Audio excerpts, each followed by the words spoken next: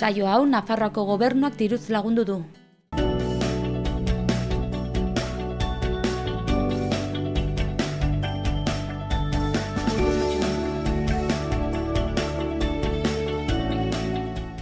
Arratsaldean guztioi eta ongi etorriak Xaloa telebistara, egunez egun Iruin herriko hotsak eta zaratak saioan gaituzue. Gaur asteazkena dugu, uztailak 19. Arratsaldean zuri ere, Ainhoa. Arratsaldean Larraitz. Zer moduz hasia gaurko eguna? Ondo. Musika kontuekin, ondo, bai. Osangi, gaur ere bero deixente egin behar du, ez? Bai, handia, bai. Bueno, kafea hartu dugun momentuan, gutxienez oraindik ez zegoen bero handi hori. Baina, uste dut eguerdi alderaia hasiko dela gehiago berotzen. Bai. Zer dugu gaur elkarrizketan? Aipatu duzu musika kontuak ditugula, ezta? Bai, Ibakusa musika taldearen abeslaria etorri da, Silvia Guillen, kaleratu duen bideoklip bati buruz aritzeko eta tortxun joko dutelako. Tortxuia berehala izanen da, beraz horre egonen da aukera ere, ez? Kontzertua ikusteko. Hori da. Osongi, eta musika kontuak alde batera utzita itsaso kontuekin aurrera eginen dugu, izan ere gaurkoan Albaola Baleontziko kide batekin egoteko aukera izanen dugu, gaurkoan Mikel Leoz izanen dugu, itsas ondarearen teknikaria, bertan liburu bat aurkeztu egin dute duela gutxi, hor Baleontzia eraikitzen ari diren leku horretan, Euskal Herria itsastarra San Juan Baleontzitik, oso interesgarria guaino. Bai. Nafarroan ez dugu itsasorik, baina gero kontatuko digu eta Nafarroak harreman handia dauka, bai itsasontzi honekin eta baita itsaso munduarekin ere. Ea. Ikusiko dugu.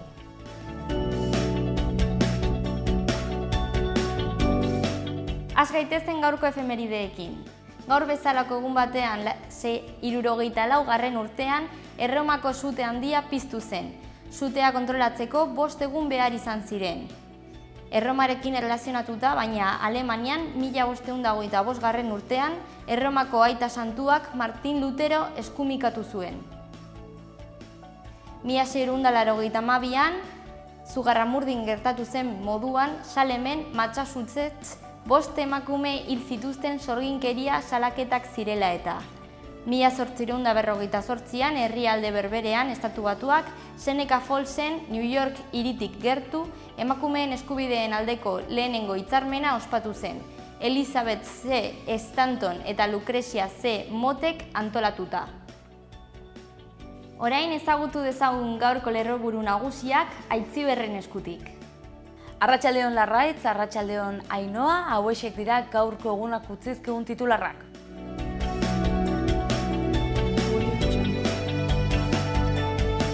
Gaurko albisteekin hasteko, Ultzamako biogas planta ikertzen duen batzordea bertan bera utzi nahi du UPNek. Erregionalistek iragarri dute ikerketa batzordea bertan bera uzteko eskatuko dutela iraileko lehenengo bileran.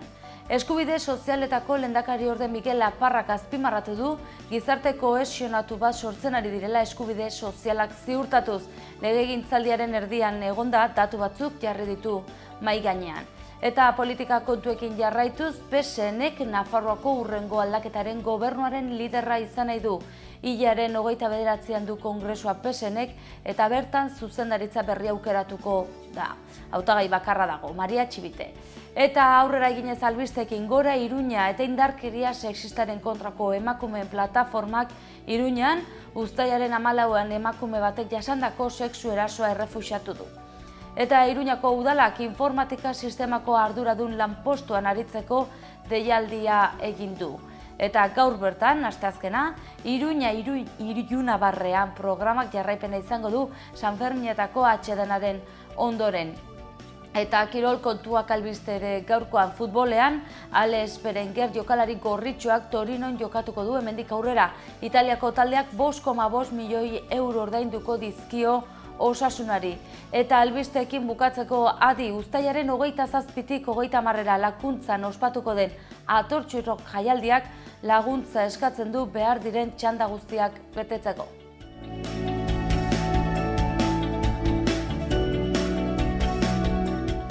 Eskerrik asko Aitziber Iturria, eguneko lerroburu nagusien berri emateagatik, orain egunkarietako azalekin aurrera eginen dugu. Diario Navarra egunkariko lerroburu nagusiak gaurkoan hauxe dio, Nafarroako udalek 25,1 milioietan murriztu zuten zorra azken urtean. Bete behar finanziarioak 236 milioietik 211ra jaitsi dira eta datu gehiago ematen dituzte, 102 udalerrik ez dute euro bateko zorra ere eta 14 udalerrik zorra handitu egin dute soilik. Gaurko protagonista nagusia Villar dugu. Villar atxilotuta iruzurragatik Espainiako Futbol Federazioko presidentea milioika komisio kobratzagatik leporatu dute. Eta hortxe ikusi dezakegu Villar egoitzara joaten Guardia Zibilaz lagunduta. Beste bi albiste gehiago nabarmenduko ditugu, batetik bizilagun batek Altsasuko 16 urteko gazte bat sastakatu du. Eta bukatzeko Mendillorrik 2018an igogailua izanen du. Aurrera egin dezagun Diario de Noticias egunkariarekin. Lerroburu nagusia hauxe dio gaurkoan, Nafarroak 2 urtetan bikoiztu egin ditu inklusio sozialeko laguntzak 150 milioikoak dira gaur egun. 12.327 familik errenta bermatua jasotzen dute 2015an baino 148 gehiago. Laparrak esan du gakoa erreforma fiskalean dagoela.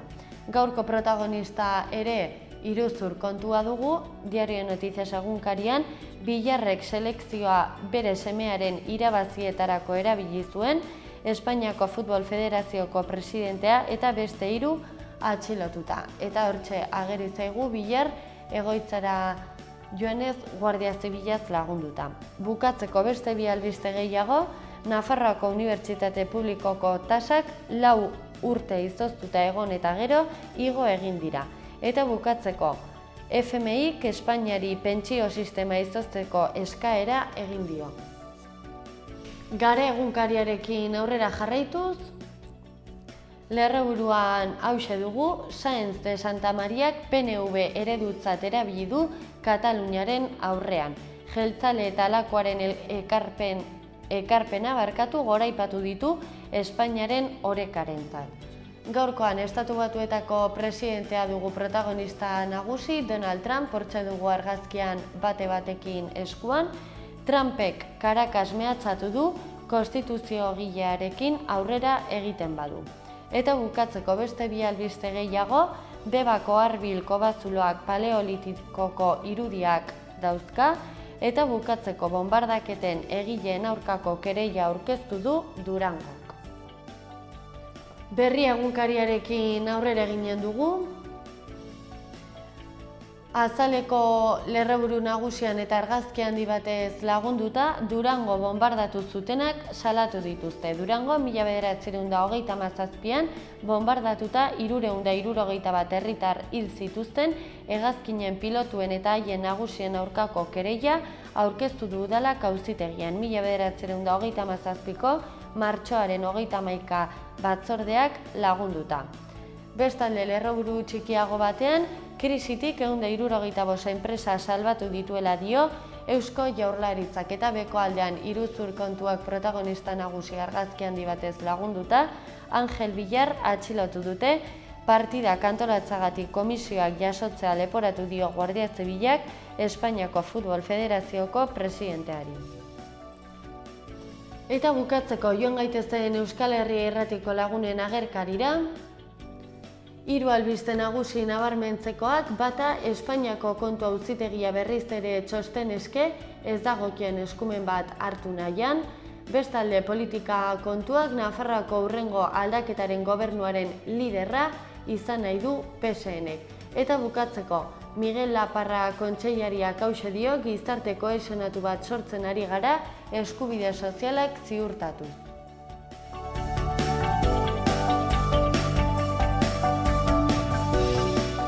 Goazen gaurko eta aste honetako agenda ezagutzera. Gaur Rooftop Cinema. Uztailak 19 baluarteko terrazan Black Butterfly pelikula ikusteko aukera izanen da. Sarrera 3 euro. Gaueko 10etan. Abuztuaren 18 arte, Sanferminetako kartelen lehiaketan parte hartu izan duten 24 kartel ikusteko aukera izanen da Kondestable jauregian. Abuztuak 31 arte, udako zinema ziklo batez disfrutatzeko aukera izanen da ere, Golem Yamaguchi zinemetan, sarrera 5 euro. Abuztuaren 8 arte, astelehenetik ostiralera, San Ferminen inguruko argazki erakusketa izanen da Kondestable jauregian. Abuztuaren 18 arte, astelehenetik ostiralera, arratsaldeko 9 arte, bestetan emakumeen papera aztertzen duen erakusketa egonen da. Ostegunean, uztailak 20, Parrokos musika taldearen kontzertua egonen da Iruñako Zaldi Txuriaren txokoan, arratsaldeko 8etan. Doako sarrera. Ostiralean, uztailak 21, Villaviciosa de al Lado pelikula eskainiko da Burlatako Kultura Etxeko plazan. Doako sarrera. Abuztuaren 30 arte, Eguiko Arma lantegi zarra ezagutzeko bisita gidatuak eskaintzen dira. Ordutegia, asteazken guztiak 11etan eta igande guztietan 10:30. Aldez aurretik erreserbatu behar da. Doako sarrera. Goazen Iruñerriko udaletxetako berriak ezagutzera Larraitzen eskutik.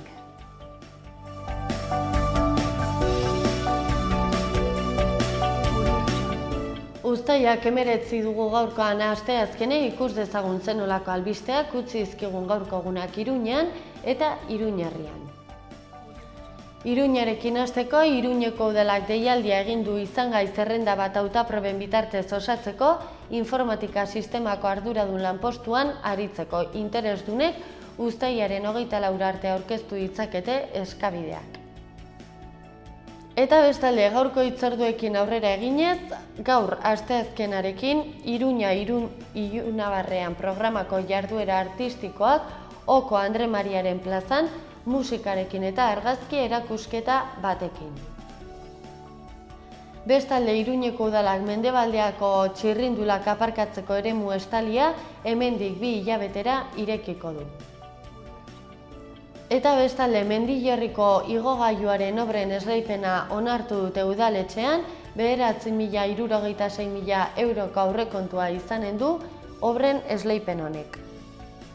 Entzierroan parte hartzen dutenen kopuruak gora egin du 160 zuzen ere 3 urteren buruan atzerritarrak dira ezagupen gutxien dutenak. Joan gaitezen Eguesibarra aldera lehenik eta behin asteazkenera egiten dugun moduan. Datorren ostiralean uztailak 21, Eguesibarrek antolatutako udako zinema hasiko da, hurrengo ostiraletan ez galdu zuretzako sailkatu ditugun filmak Ibarreko hainbat herritan. Eta abuztuaren 14tik 18ra hilaren 15 asteartea jaieguna, Elgu batiko ingelesezko kanpaldiaren txanda berri bat eskaintzen du udalak 2013 eta 2006 bitartean biak barne jaiotako umeentzat. Joan gaitezen Etxauri aldera. Sarbil Kultura Elkarteak Ponferradara bidaia antolatu egin du abuztuaren 25tik 27ra. Eta bukatzeko joan gaitezen Galarreko zende aldera. Uda honetarako hainbat jarduera agenda antolatu dituzte Galarreko zendean, bertan hiri kanpamenduak, zinea, antzerkia, saguzarren gaua, magia eta txangoak hondartzara aurkituko dituzue. Eta bestalde 2017ko mankomunitateko hiri kanpaldiei dagokionez, ekainaren 21tik irailaren 5era izanen dira eta izen emateak asteka egingo dira. Udalerritako albisteak alde batera utzita joan gaitezen eguraldiarekin.